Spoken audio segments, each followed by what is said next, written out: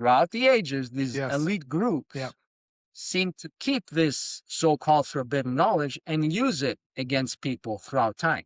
Well, for some reason, these people believed that they could steal my energy, my future blessing. You are listening to 5 a.m. podcast. Your morning motivation starts here. Good morning and welcome to the 5 a.m. podcast. I'm your host, Michael Clausen. Now, as we know, the way we start our days determines the way we live our life. Today's guest lives at the fascinating intersection of spiritual depth and real-world business wisdom.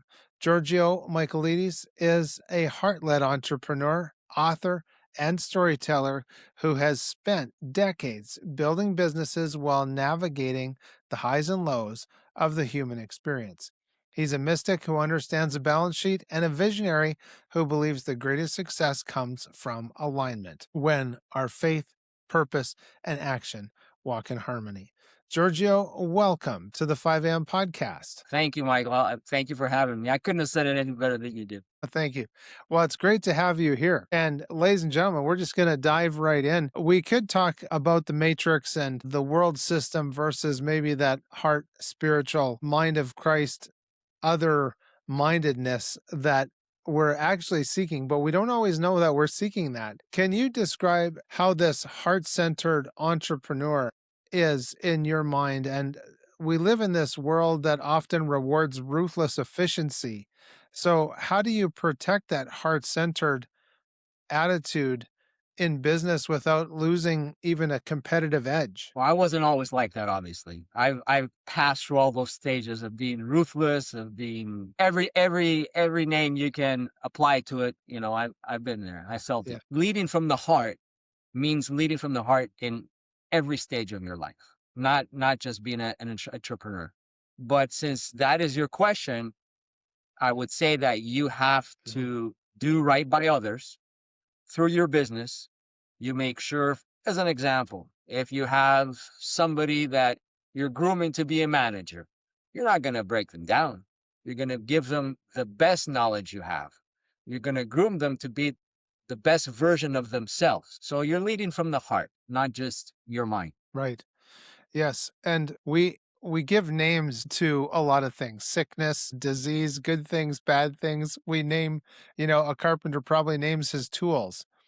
And the reason that I wanted to bring up the names is because who rules, I guess, kind of the roost in our own body or business or mindset. And one of the things that you've talked about is fasting and changing the relationship we have with food. And I believe, I know we started talking about business, but this fits in with that. Can you talk about that in even the aspect of fasting? We have to say no to an appetite that's calling our name and yes to something else. And I believe there's a business principle there too, but can you talk a little bit about the priority that we give to these names? So, as far as fasting is concerned, I think here in the West, we've been programmed to eat and eat and eat, which means to consume, And eat some more. consume, and consume. Yes. That is not what this body is made for. If you look at a lot of different other countries, a lot of different other cultures, let's take, for example, the Asian culture, you'll see that their meals are not based on a time frame. They're not based on a size. They're all based on when their body's calling them to eat. And that's where we have to go back to the basics, because your body needs to heal. If you keep on giving it food, it's like you have a car and you never turn it off. And you park in your garage and it's still running. And once in a while, you might actually walk out with a hamburger in your mouth and step in the driver's seat and rev it up a few times and walk back in your, watch the TV. The car's going to go, it's going to go crazy. It's going to have problems. It's the same thing with the body. You got to let it rest. One of the other aspects that comes with what we would consider fasting and taking a break from eating is prayer and meditation. And you've mentioned that prayer has shaped your journey. So for those that view prayer as a quiet, private ritual, how does it actually manifest or become a creative source or strategy in your personal life? or professional life rather? First of all, I want to say that in my personal opinion, prayer and meditation is very similar. Imagine you're Okay. going through the same door and Me you're too. ending up in the same room. Maybe you're wearing different clothes, but you're Yeah. going through the same door in the same room. In my opinion, both have shaped me. Prayer and meditation, but it's the same thing. That's what I'm trying to say. It's when you allow yourself to go Yeah. within I agree. and find what is Mhm. there. And what you're going to find is there's creation there. It's all around you and inside you.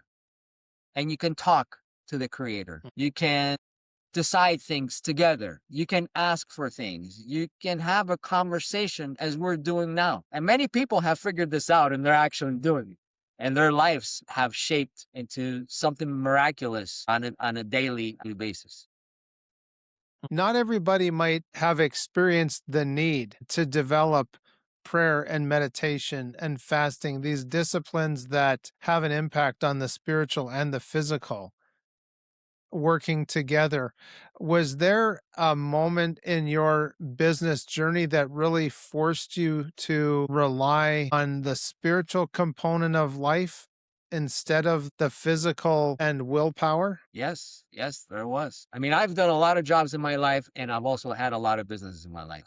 I'm pretty well rounded, I should say. But there was a stage that I was Yes. Okay. at the brink of bankruptcy, so there was no way out of it. Hmm. I knew that it was going to be bankruptcy, and there's no way out of it.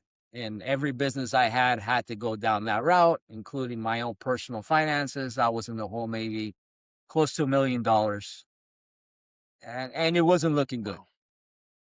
And I decided I was living off credit cards to pay off employees. That's how bad it was.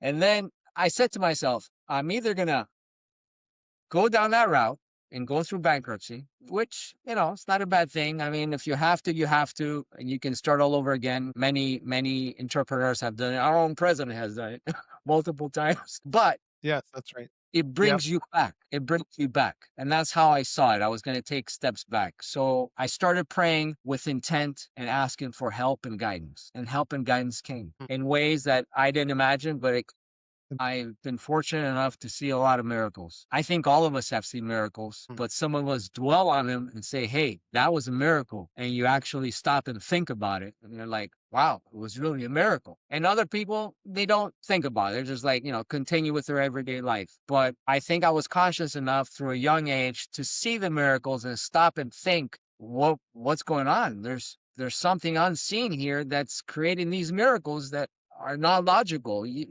How is it happening? So I knew Mhm. something is there. I knew someone is listening. Right. I had no doubt he would Yeah. listen to me. He, she doesn't matter. God Right. doesn't have a gender. He's above all. Right. That's right. Spirit. Yes. Yes. Absolutely. And so we know that we're created by a creator to be creative and to build and to Right. do exploits. And so I wanted to ask you, how do you distinguish between maybe a good opportunity and a God opportunity when you're looking at new ventures? Going forward in my life, I realized that everything I do, I can't rush into it.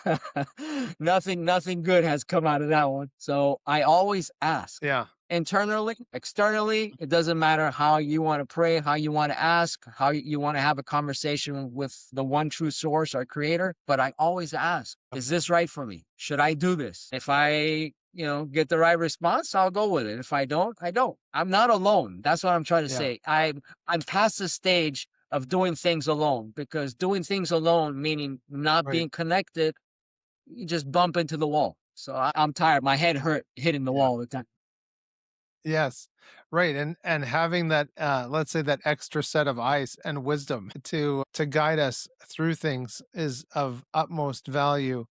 Now, one of your most intriguing concepts as I was doing research for this interview is the idea of being like a baby. And in a world that demands we be experts and have answers, why is returning to that innocence and curiosity the ultimate power move? A lot of people might not adhere to the Bible, or they have another religion, Oh, or they're atheists, but I will talk about it because through the Bible, you can see it says the way to heaven is through the children, meaning you have to be like a child, pure at heart. When Yeah. you're born, you're Yeah. pure. You come in a pure form. And more than likely, you're still connected at a stronger level to the creation than any adult next to you. So in Yeah. order for us to have that connection again, we need to let go of all these things that have been installed in us by society, by families, especially the ones that drag us down, like fear and lust and so many other things that just drag us down. A child is so pure. I mean, look at it. You can walk.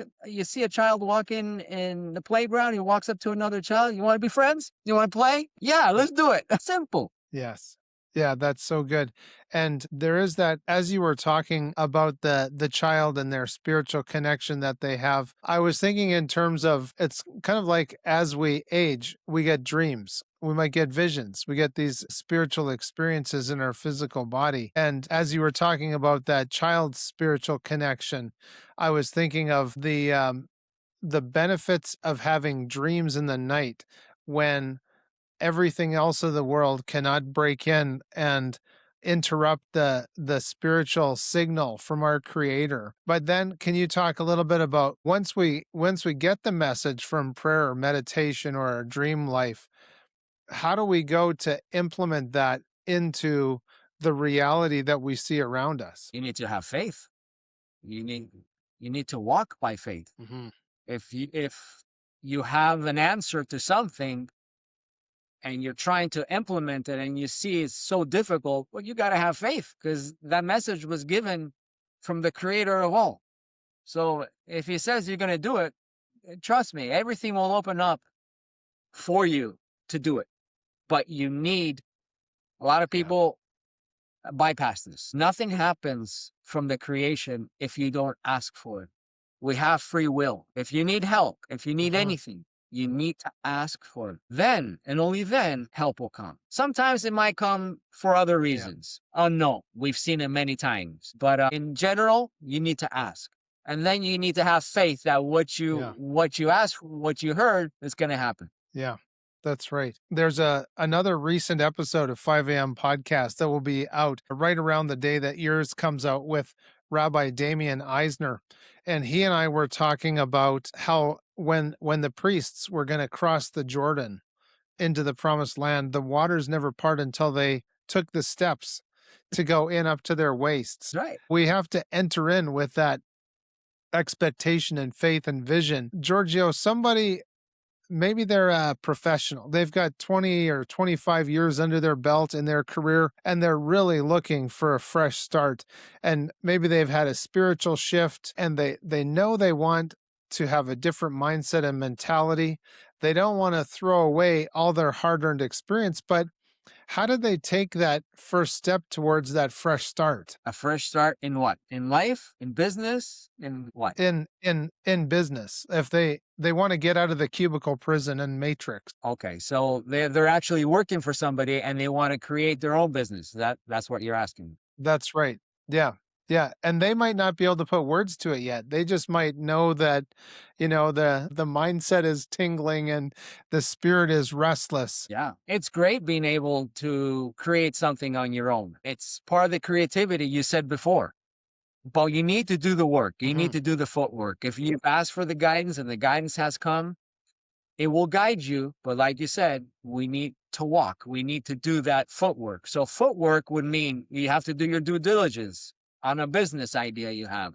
Is this right for me? What's out there? What does this entail? Am I going to be able to survive the first few months? High overhead, low overhead. You need to do all this due diligence. Yeah. But have faith as you're doing it that this is your mission. This is where you're supposed to go. In other words, have a goal. Look at the end goal and know that you're going to get there. Do everything you need to do to get there, but have faith. Might be another way you're going to get there. You don't even know it. You just keep on doing what you got to do. Yeah. Yeah. And keep on putting those feet down. Take the next step as we read about in different books. So for someone who maybe they're in their 30s getting into their 50s, but they feel like the goalposts are constantly moving. And this might even be for somebody who's fresh out of university or trade school, and they thought that they had a plan, and the goalposts just keep on moving. Where should that person be looking for his or her North Star? It seems like the technology has been great, but also in a lot of ways, it has changed everything we knew and everything we believed in. A lot of university degrees that people might want to get are going to offer no jobs in the future. A lot of people are going towards trade school. I got a 17-year-old son, and I'm telling him, I said, hey, my opinion, if you don't want to be a physician, if you don't want to be a lawyer, if you don't want to be something, a scientist, then go to trade school. Be a plumber, be even anything else, even in the medical field, be a nurse, something, electrician. But you need to do, again, your due diligence. You need to find out where this is all going. Where is AI taking us? Because it's not just AI, it's also the people that are running these systems. Neuralink, what does it mean? Where is it taking us? What's going to happen in the future? You have to see all these things. I mean, college is great, university and a lot of partying, great. But if you're going to stack up, I used to be in the medical field. I remember physicians that came out and they were in from their early 20s, then they came out and they did everything they had to go through. And they were like in their late 30s and they owed over $500,000. They couldn't survive. As a nurse, you make more money than they did. So you got to look at the end of your goal. Is this where I'm going? Is this what I'm going to do? And then decide how you're going to get in this workforce. Another question along that vein is high achieving individuals, professionals. They have success in the workplace or monetarily, but they're struggling for a deep, meaningful connection. They might feel that they've wanted everything else, but what is this void that they're still looking to fill? Just maybe they can't quite quantify it, but they have this hunger and thirst for something more apart from all the accolades in business and work. From what I've seen, personal experience, it seems like everything we do, for instance, we want to accomplish A. I accomplish it. Great. Now I don't want it anymore. I want something else. I accomplish this. I get a family. Okay. Now I want a business. I'm not happy with this. I want something else. A human being is never happy with anything unless he goes within and he finds who he belongs to, who he's connected to. Once he finds this connection with God, with our creator, everything else can be well balanced. But if you don't have this connection, you're always going to be unsatisfied. And I'm saying this from personal experience. I'm not winning. Yeah. No, that's right. And ladies and gentlemen, we have a comment section. We'd love to get your comments and your experience of how they relate to what we're talking about today. And so, Giorgio, while people are looking for that comment section, and how can our listeners get in touch with you? I was a very private person. I didn't want to put myself out there, but I was guided to do it. So I've recently got, I think like 5 months ago, I got on YouTube. So you can find me on Elahaki, ELAHAKEY with Giorgio on YouTube. And then from there, you can see other links like TikTok, Instagram. And I'm creating different things at the moment, but most of them will be there as links for people. The usual suspects. So tell us how Eliahi came about. Elahaki, which is actually my testimony, is my seventh book. It's my last book, actually, that I wrote. It came about because I found myself in a movie, which I didn't realize I was actually, I wasn't sure if it was a Bollywood movie or it was a Hollywood movie. But I woke up and I realized I was in a movie. So after that, I had to write it down for some people to wake up and realize what this matrix is all about.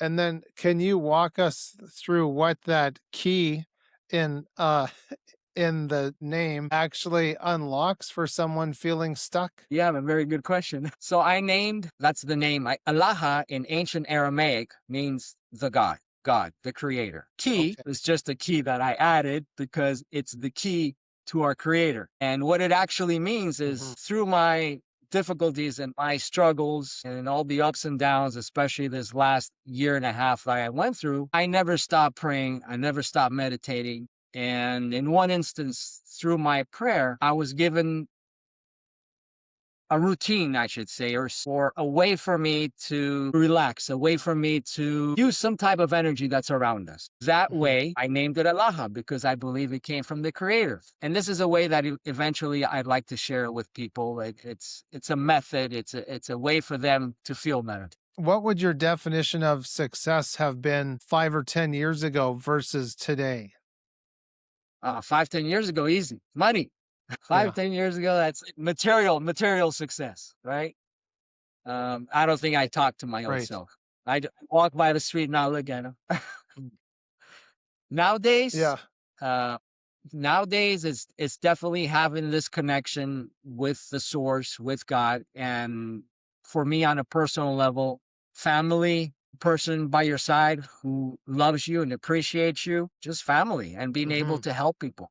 It's one of the things that are important to me, to be able to help people. And that's one of the reasons that I'm out here talking through my own experience. Yeah. What I have been given, I can give to other people and maybe help them.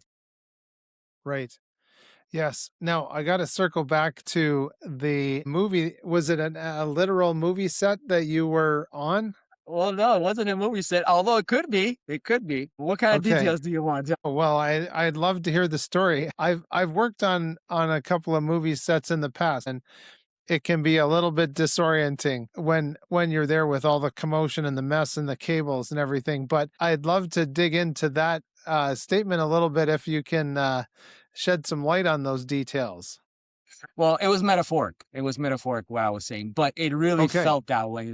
I was in a situation where I was in a relationship, let's say. During the relationship, I figure out there was an infidelity, disloyalty, et cetera, et cetera. That's fine, it happens to everybody. That's not an issue. But I found out a few more things that didn't make sense. So eventually I hired professionals and I needed to see what's going on. But what we found out was where we entered the movie, where I saw the Matrix. Yeah, I'm not going to go in much detail because, as you know, we have the law here in our country that we have 5 years to go after somebody. So we're keeping some things hidden, but I will tell you. On the download. I fell on an organization, and this organization stole my personal information through the person I was with. The person I was with was paid money. Wow. Physical money. Yeah. Given a car as well as part of the deal to give my personal information. So eventually we thought this was probably some kind of scam, maybe to insurance fraud or something like that. But then the team that was on it, they figured out that this was going way above and beyond. So I don't know if you recently heard in France with the situation with the Masonic temple and how they got caught trying to kill somebody. Did you hear that? Yeah. Well, here in our country, the federal government has gotten involved in a lot of cases, and they have placed a RICO Act on a lot of organizations. I don't know if I'm not saying they're Masonic, I'm not saying they're Eastern Stars, I'm not saying they're Illuminati, whatever they are. The U.S. government knows who they are and what they are. A lot of times these systems have infiltrated local governments. So they use local officials. So from what I've read and heard on YouTube, it seems like the RICO Act has been enacted on a lot of these organizations. So when we found out what was going on with me, I had to stay in the situation and we had to take as much evidence as possible, whether it was through group chats or et cetera, et cetera, et cetera. In my own house, I'm talking about, right?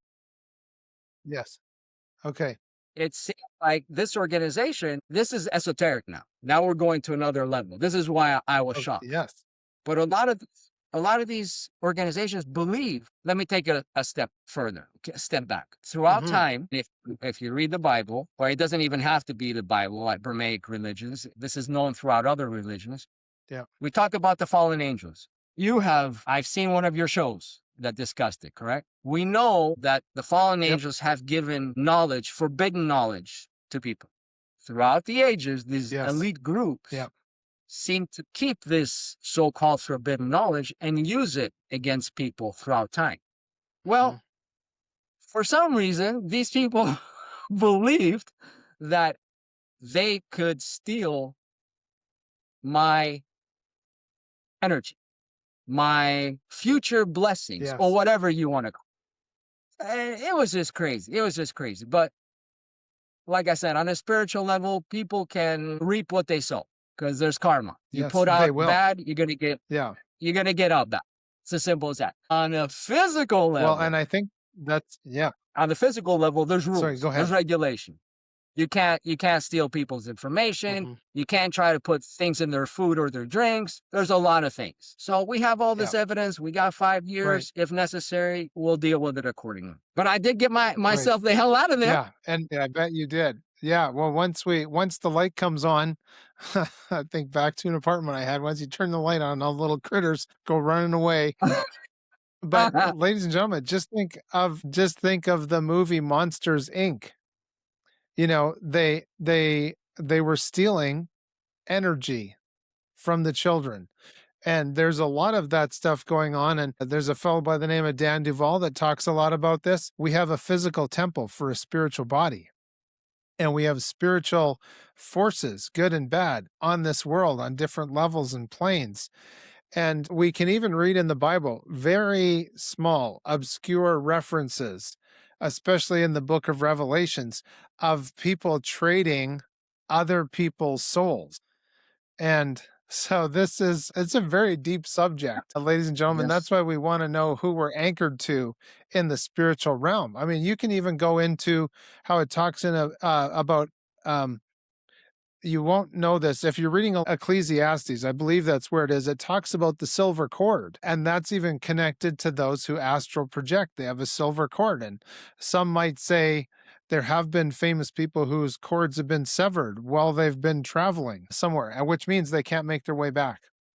Yep. So this is a very deep subject of It is. souls and harvesting of energy, like in Monsters Inc. So now, did that instance have anything to do with your bankruptcy and business failing and things like that? Look at you. You're on point. You're on point. Yes. Huh. I'll give you an example. Was all of a sudden I started losing customers out of nowhere. Out of nowhere. So Wow. yeah, I lost over, I'd say, $500,000 in accounts in less than 6 months. And we caught conversations in my own house. Wow. I would lose a customer, and the person I was with, she'd get on the phone and she's like, boom, boom, boom, boom, letting the group know that I lost another one. So right there, at the beginning, you Wow. don't realize it, but afterwards, you start realizing it, what they were doing. So what I want to tell to people is Wow. all this is And real. yeah. Well, Go and ahead. I I wanted to ask you then, so do you have a connection then to a bloodline family, or how do you think, or why do you think you were targeted by this group? I should have done more homework on you because you know too much. So a little bit about me. I was born in a middle-class family in Europe, in Greece. Father was a physician, home. What I didn't know, and I realized at a later date, and that's how I knew some things were happening and why they were happening, is my father was a Mason. So were other members in the family. And that's how I realized later some of the things that were happening towards me and why a lot of these people were Mhm. constantly in my family attacking me and trying to keep me off balance, even vibrations low. You understand what I'm talking about?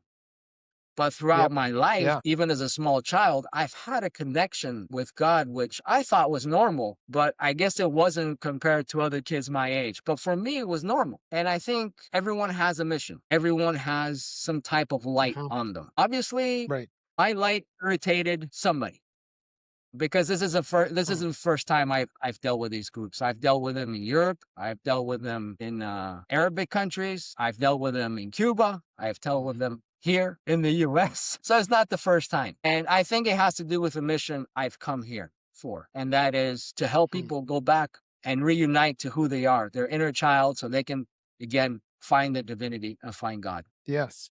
And that oftentimes that inner child connection will get disdain from the powers that be, and we won't see the value of that. You recently had a TikTok post where you were encouraging people to follow the rules, even for watching TV, of what they give their children. Can you get into that and why it's so important to actually protect that inner child? We're constantly bombarded with advertisements, with TV shows, with whatever we watch on our phone, on our screen. but you need to have discernment. What do I mean by that? If you watch, okay, let's take it a step back.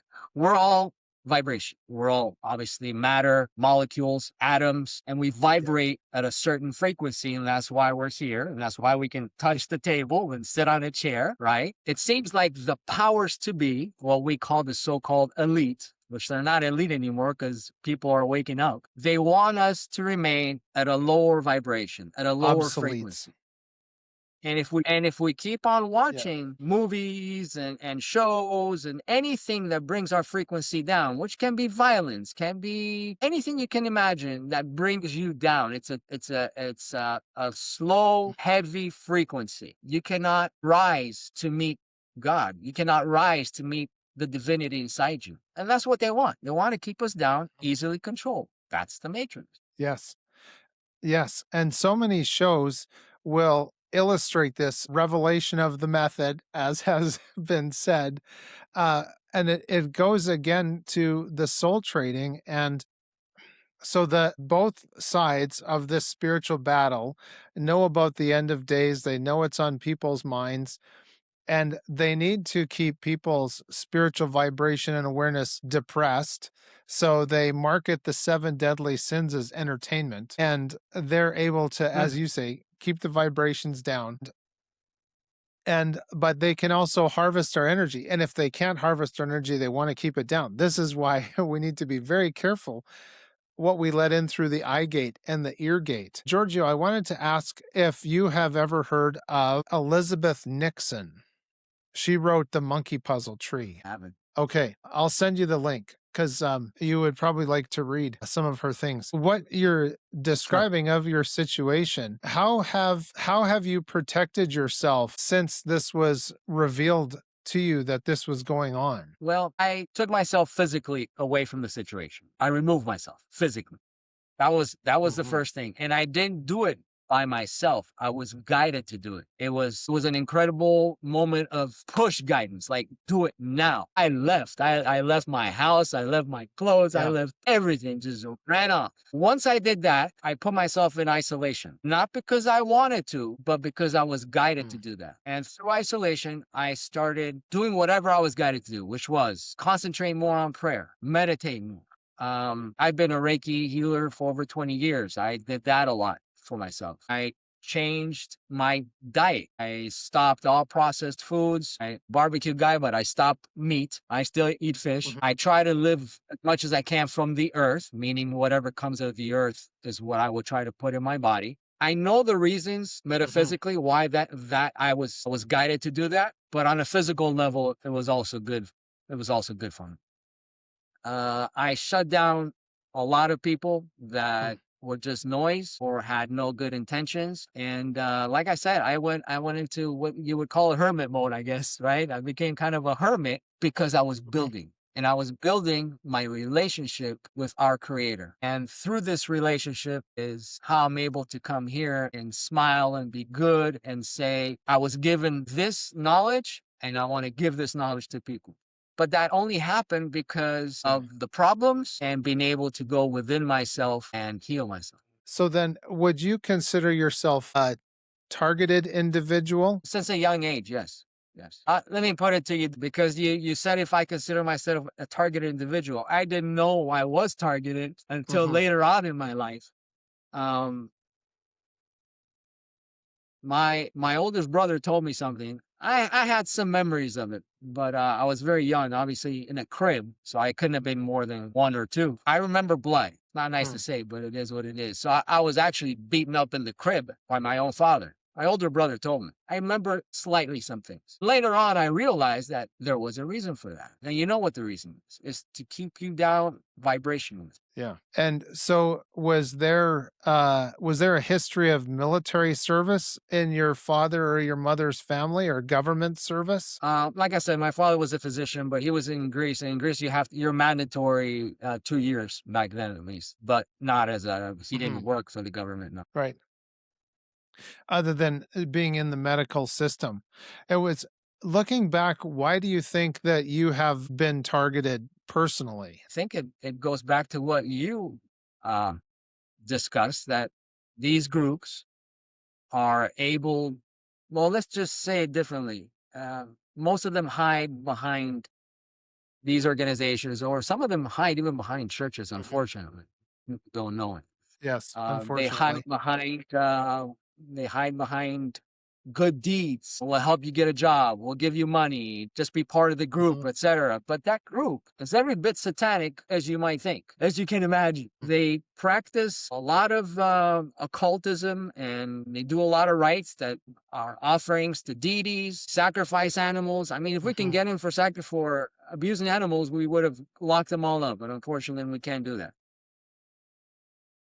Right. So going to your question, why was I targeted? I think it's because everyone has a mission here. We all have a mission, and these groups just don't want you to complete your mission. It's as simple as that. They don't want you to, like you, Right. maybe they don't want you to come out here and talk and let people have a place to talk, a platform, right? And do good to people when they hear it. Right. Yeah. Well, I would certainly attest to technical difficulties when we have some really great conversations. It's amazing how certain things do not work at certain times, and certainly would explain perhaps some of the technical difficulties you and I have had today in this conversation. You have written other books other than the Eliaki book. Can you talk a little bit about, might be asking you to pick your favorite child, but a couple of other books that were really monumental for you to create? One of them I would say is When the Heart Speaks, God Listens. It says a little bit about who I am and my relationship with God, which was through my heart. And I believe that's why we speak through our heart. That's when God actually listens. Although he listens all the time. Your heart or no heart, everything is recorded. Right. Yeah. I think that was one. Another one is actually it was a children's book I created for my youngest son. Well, my youngest, he's my oldest son, but he was younger then. It was an illustration book. So that was interesting for me as well. Giorgio, if the listeners walk away from this conversation with just one seed planted in their hearts, what would you hope that seed is? Find your connection with the creation. We're not here to just sleep, walk aimlessly throughout our day, procreate, do nothing else. We're here for a reason. Find the reason why you're here. Find the creator. He's inside you. He's all around you. Yes. And then what inspired you? You probably had different moments of inspiration, but what inspired you to put pen to paper and to write the different books that you've written? I've always enjoyed writing. Maybe 20 years ago, I took some classes. I wrote a few screenplays. Actually, one of them was turned into a pilot for a European, then a Greek channel called Alter. We turned it into a pilot for a show. It didn't go through, but I always enjoyed writing. But now the focus went onto a different. Right. And speaking of Greece, then, when we think of the Spartans and all of that older history, Helen of Troy and Trojan Horse and other things like that, do you think back to that heritage of being in Greece, and how does that impact you and what you do today in your mission? I think we're all born in a specific family, in a specific country for a reason. Me and myself, obviously born in that specific family in that country, helped me grow and be who I am today. I think if I was born with another family in another country, I wouldn't be the same. There's always a divine plan for everything, even if we don't see it. It's like we're placed somewhere to take the maximum experience that we need in order for us to grow. Because all of this is just to realize that who we are. We're children of God. We're part divine because we're children of the Creator. So all of this is just for us to realize it doesn't matter. Just come home. And I don't mean come home, let go of your physical body. I mean, come home internally. Find them inside you. Yes, that's right. Returning to the Creator.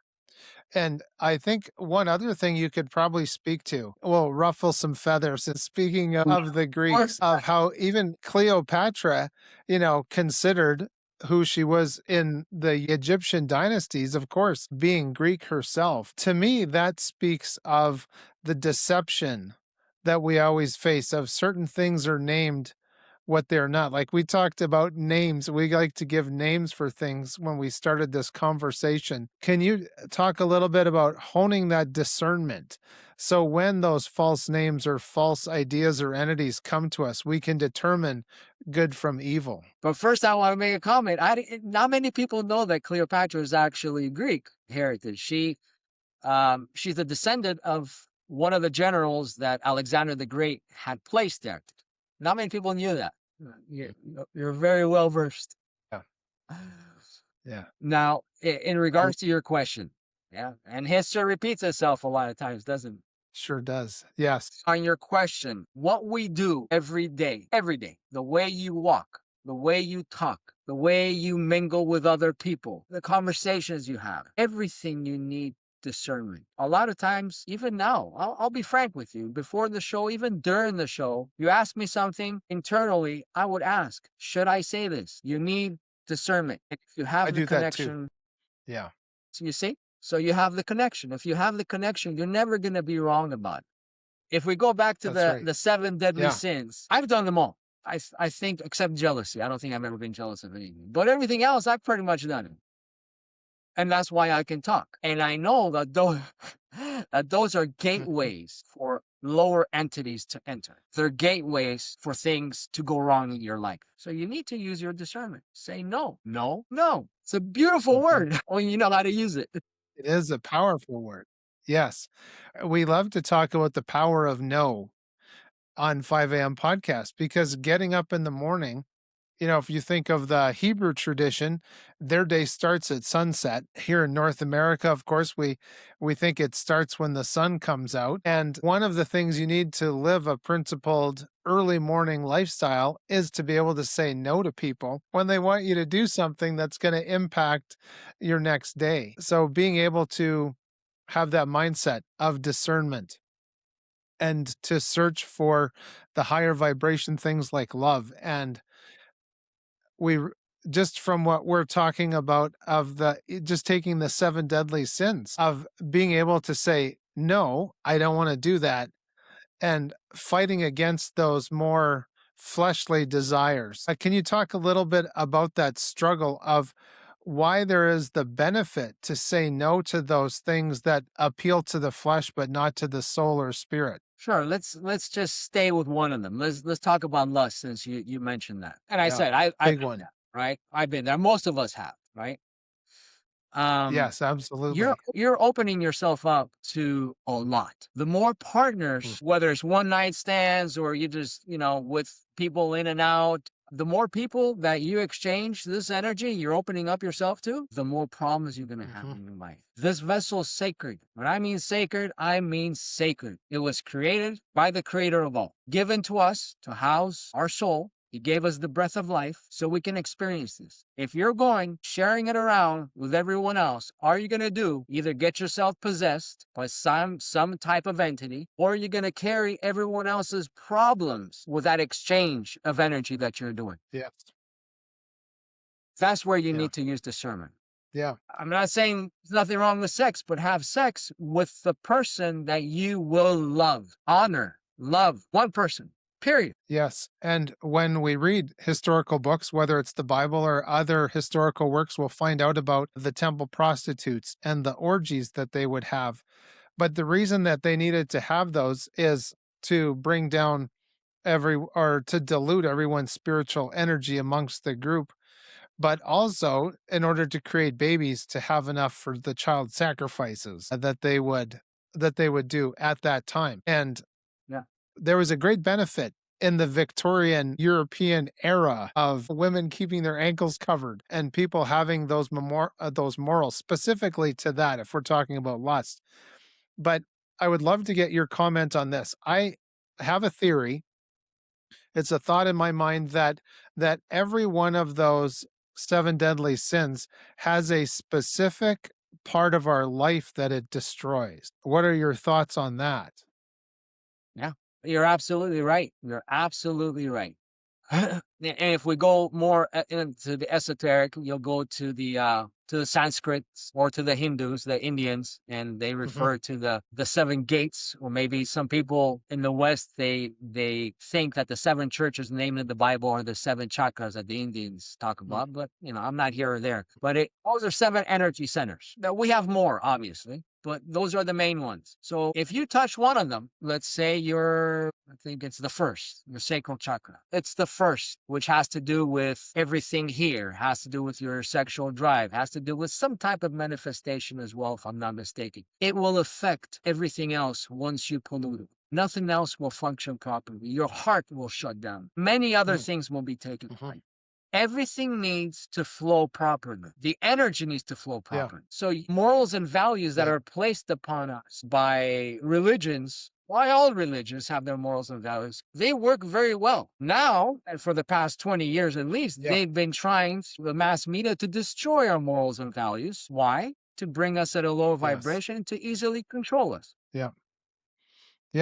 So so we've got the root chakra and wrath. Now, I may not say these all correctly, but the sacral chakra and lust, the solar plexus to gluttony, the heart chakra to envy. And this is a very interesting one, Giorgio, is the throat chakra to greed. Doesn't that make a lot of sense? And the crown chakra to pride. And so we can see that these having this commonality of the sins and the body parts, the energy sources, it's no wonder that, like, coming from a Christian perspective, you have these sins that we're supposed to run from. Just run from them, flee from them. So there's a reason. So how do you then take this knowledge to be a better businessman or to be a better leader of people? You have to lead by example. My examples a year and a half ago weren't the best. So I wasn't leading by example. I could tell you what to do, but I wasn't going to show you. It's like your children. You can tell them what to do, but they're not going to pay attention to that. They're going to see what you're doing. Right. So obviously I wasn't where I was supposed to be. But for a year and a half or a year plus, I am where I'm supposed to be. And I'm very happy about it because I walk the talk. And thank you so much for your authenticity and your openness and reminding us that being grounded doesn't mean staying still, but it's rooted so we can reach higher. Thank you for being on the 5 a.m. podcast. Thank you, Michael. I really appreciate it. It was a lot of fun. I enjoyed it. We could talk a lot more, and maybe we'll have to have you on again. But for everyone listening, if Giorgio's message of alignment, intentional living, and discernment resonates with you, I want to encourage you to head over to Giorgio's website, eliaki.com. We'll have that in the show notes. You can access his free ebook.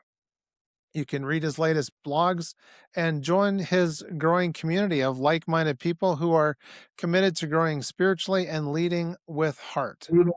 As always, ladies and gentlemen, when we seize our days, we seize our futures. So please enjoy those sunrises and sunsets and all those beautiful adventures in between. I'm Michael Clausen. I'll see you on the next 5 a.m. podcast. Thanks for watching the show. Just a reminder that you can get all of our resources, other episodes, and read our blog posts at 5ampodcast.com.